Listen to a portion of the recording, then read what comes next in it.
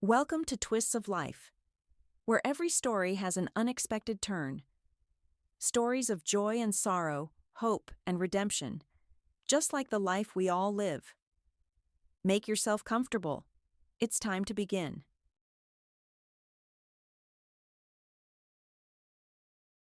Laura carefully arranged the freshly baked cinnamon buns on a tray. Initially, she wanted to wrap each one individually in a bag, but then she changed her mind.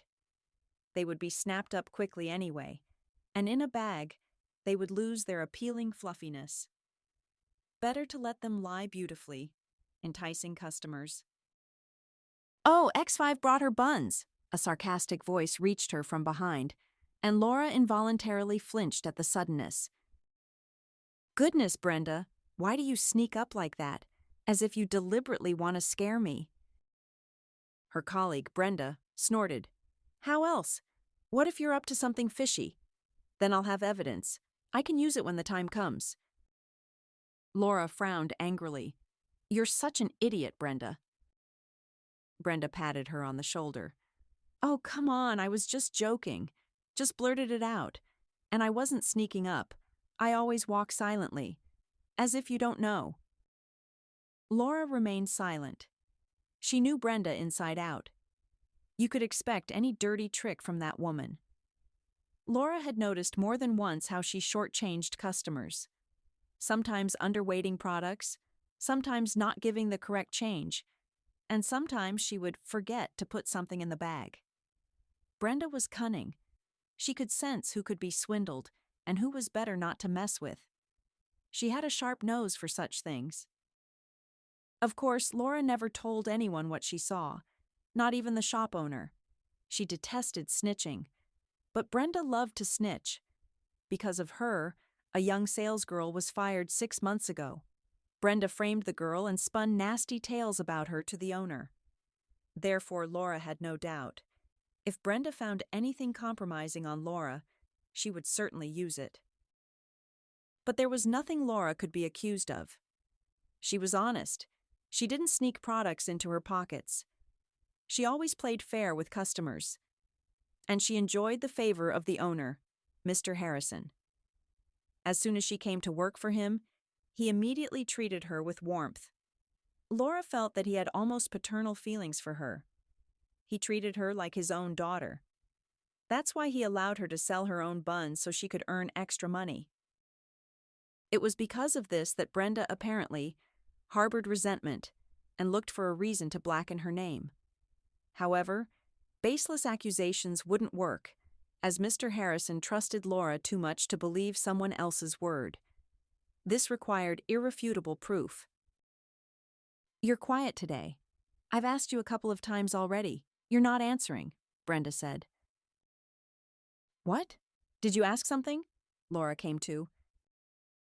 "I'm saying you look quite down today. Didn't get enough sleep, I guess? Your beau didn't let you sleep?" Brenda asked with a sarcastic smile. Laura frowned, feeling rising irritation. "What beau?" "Brenda, you're starting to get on my nerves. I don't have anyone. You know I don't have time for romances."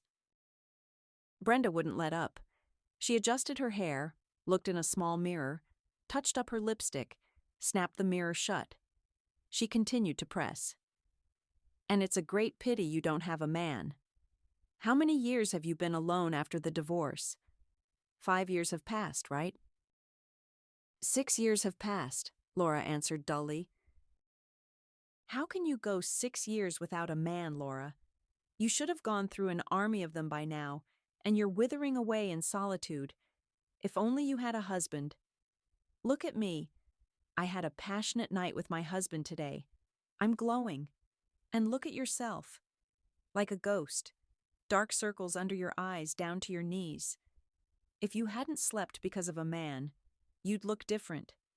And your lonely bed will soon turn you into a mummy." "Brenda, are you out of your mind? What the hell are men? My daughter is sick. That's why I spent the night by her bed. The cough won't go away. Nothing helps. And you with your men. I'm happy for you, but I don't have time for that right now." Brenda pouted resentfully and turned away. starting her work. She was trying to make her colleague jealous, flaunting her successful personal life, wanting to sting her where it hurt, and she was annoyed that Laura wasn't taking the bait. Laura, however, was thinking about something else: how good it would be if all the buns sold today. She would take the money and pop into the pharmacy to buy medicine for Alice. Several hours passed. Most of the pastries were gone. Only 2 were left. Brenda cast envious glances at Laura. The cinnamon buns were wildly popular. People loved them. Several regular customers inquired when to expect fresh pastries. So delicious, they wanted to buy them again and again. Laura blushed at the praise. With Mr. Harrison's permission, she brought pastries 3 times a week. The buns were gone by evening. Finally, not a single bun remained. Laura counted out the due amount from the till, made a note in the thick notebook lying under the counter, and put the money in her pocket. "What's going on here? All right, empty your pockets, hands on the counter." Laura flinched in surprise, then laughed. "Mr. Harrison, you too." The owner shook his head sympathetically. "Laura, you've been a bit anxious lately and look completely exhausted. Has something happened?" "No, nothing special. Everything's the same. Alice is coughing badly again. I don't know what to do. I took the earnings for the pastries. I'll run to the pharmacy and buy medicine. I hope she feels better right away." Mr. Harrison looked closely at Laura's weary face. He sincerely felt sorry for her. No one took care of her. She only took care of everyone else. She had taken on an unbearable burden. Her shoulders bent under the weight. But she stubbornly rejected any help Mr. Harrison, a kind-hearted man, offered. She didn't want to be obligated, although he helped from the bottom of his heart, with no ulterior motives. It was all because of her cursed ex-husband.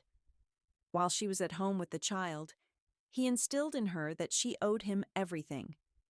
She had to sit silently with the child. She had to manage the household herself, go shopping, carry heavy things. She had to silently endure humiliation. She had to be able to patiently wait for him from his nightly escapades with God knows whom and where, and then, of course, put him to bed drunk. She was supposed to forget that she was a human being, and most importantly, that she was a woman. He turned her into a frightened mouse, afraid to squeak. Mr. Harrison was convinced that this had affected her daughter. The child had become so weak and sickly. "Of course, Laura. You can leave an hour early today. I'm letting you go. You'll have time to run to the pharmacy and spend time with your daughter. Brenda can manage on her own." Laura smiled gratefully and thanked Mr. Harrison. Brenda, of course, heard everything. As soon as the owner left, she immediately darted over to Laura. "Well, well, soon you won't be working at all. The boss will pay you just for batting your eyelashes at him." "Brenda, there you go again. What nonsense are you talking? He's just being kind to me, that's all. I'm very grateful to him. He restored my faith that the world isn't without good people." But Brenda narrowed her eyes, smirking sarcastically. "Oh yes, good people.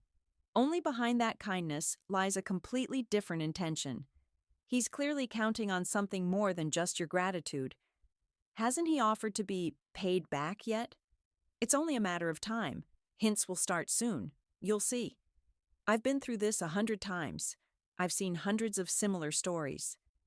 The moment a man does a woman the slightest favor, a demand for gratitude immediately follows. No need to explain what kind of gratitude we're talking about. Bed, Laura. Bed. That's always on men's minds. Let me give you a piece of advice. Don't play hard to get when he offers to get closer. Be affectionate with him. Be affectionate. Give him attention. And you'll be happy. Who knows? Maybe you won't have to work yourself to the bone. He'll support you, and he'll raise your child." Laura choked with indignation. Color flooded her face, imagining what Brenda was talking about.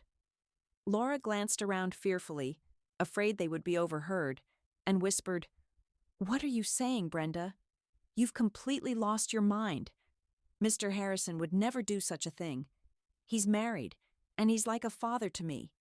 You wouldn't understand. I don't want to talk about this anymore. If you say anything like that again, I won't speak to you. Brenda snorted and walked away. Laura couldn't recover for a long time. Could it really be true? She almost gagged at the thought that Mr. Harrison might be hinting at intimacy. Not because he was unpleasant to her, but because he was a support, a mentor, almost a father to her, but by no means a man. Laura left work an hour early. As she walked to the pharmacy, she thought about her ex-husband. Because of him, she hadn't waited for David to return from the army. Kevin swept her off her feet in an instant. They met at a party and were inseparable afterward. They got married 2 months later. Laura still suffered from guilt that she hadn't even informed David personally about the wedding. She just wrote a letter and left with her husband for another city. However, married life turned out to be far from a fairy tale. The first 5 years went smoothly. They lived in perfect harmony.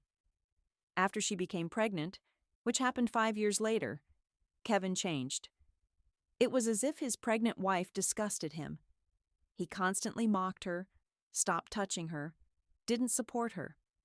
During her difficult pregnancy, she suffered from terrible morning sickness, but Kevin never once supported her. After the child was born, it got even worse. He had wanted a son, but a daughter was born, and he constantly blamed Laura, saying it was her fault. While Laura was on maternity leave, he blamed her for everything and never helped. And on weekends, he would disappear with friends until morning. Laura suspected there were women involved, but she was afraid to even squeak. Laura came back from maternity leave, but couldn't work. Alice was constantly sick, and eventually, she had to quit. Her husband's mockery intensified, and after 6 months, he left her. More precisely, he kicked her out. The apartment was his. "I don't need you anymore, and your sick daughter either. Grab her and get out. Go to your mother. You have nothing to do here. I filed for divorce and I'm getting married soon. I found someone else. She's your complete opposite. Beautiful and cheerful, and you're like a floor rag." Laura and her daughter traveled back to her hometown. That relationship left a deep mark. She was no longer that carefree and cheerful person. She had turned into an exhausted, tired, nervous woman, trying to survive and provide for her daughter. It was good that they lived with her mother. She didn't have to spend money on housing. Otherwise, they wouldn't have survived. Laura snapped out of her heavy memories upon reaching the pharmacy. She bought the medicine and went home. The next day at work, an unexpected piece of news awaited her. Mr. Harrison was leaving for Moscow with his wife. She had health problems, and in his place, he was leaving his son-in-law. "He has a daughter? I didn't know. Why did he never say?" Laura whispered to Brenda. "Strange, I thought you knew. She's been gone for a long time. She was only 25. Cancer, I think. Something with her brain. They say she suffered terribly, screamed in pain. Horrible. And her husband was with her until the end, although there were rumors that he married for convenience, like he loved someone else. But she left him. These are all rumors. I don't know what's true.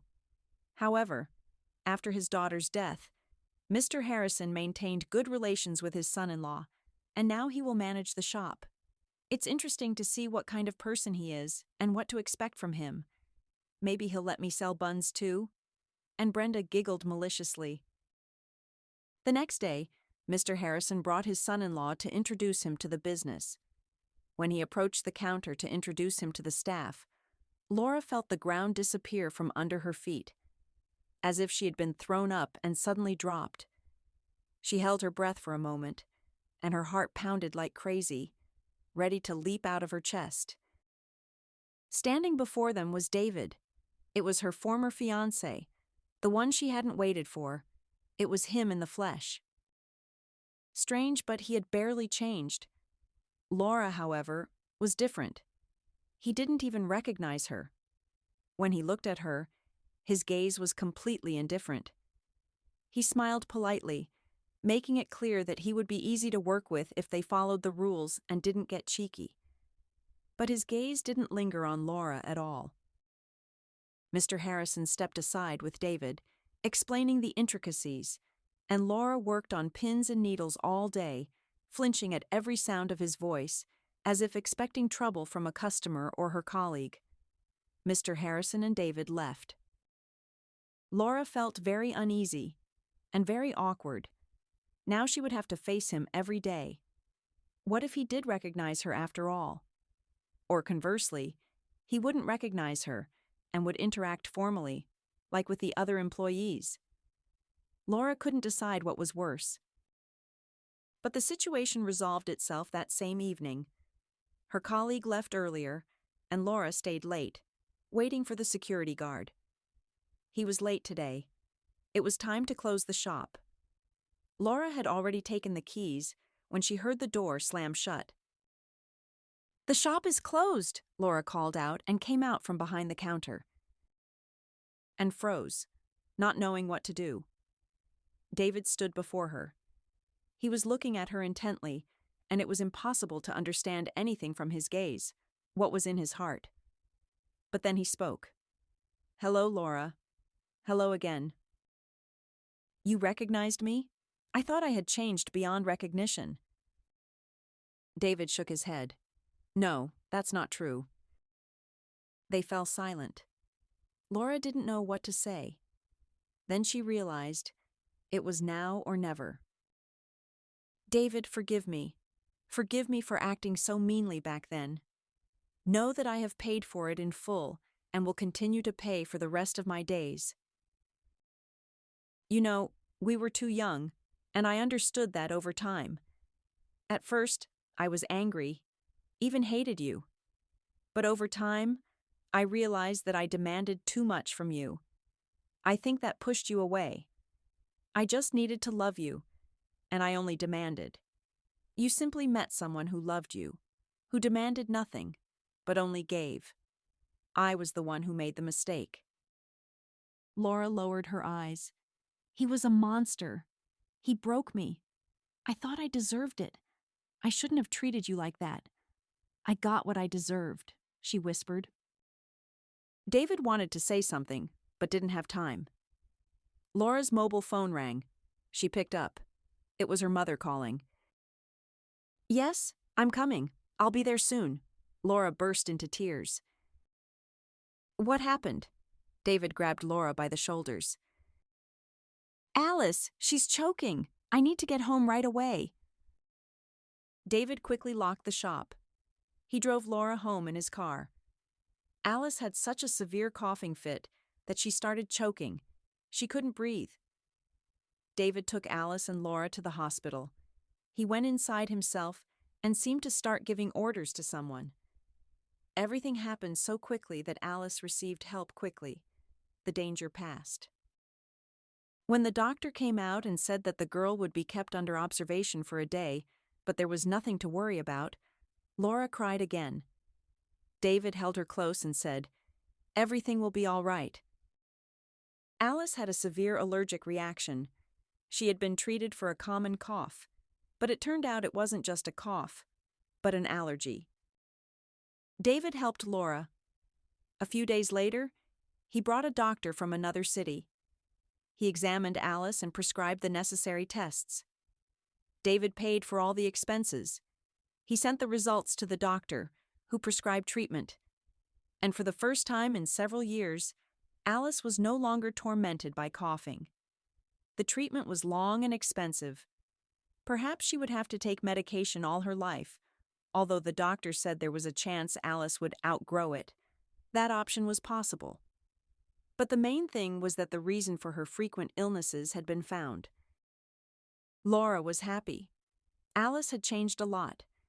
She no longer got sick so often for no apparent reason. She became more cheerful. She became a normal, lively child. And all thanks to David. 2 months passed. During this time, they communicated in snatches, mostly about matters concerning Alice. When the girl recovered, the calls stopped, and then Mr. Harrison returned with his wife. They had managed to cure her, rehabilitation was needed, but those were minor things. The owner returned to business, and David disappeared from her life. Laura was very sad. Her heart ached. She realized that she felt not just gratitude, but something more. Approximately 2 weeks after Mr. Harrison's return, David came to her house. It was a day off.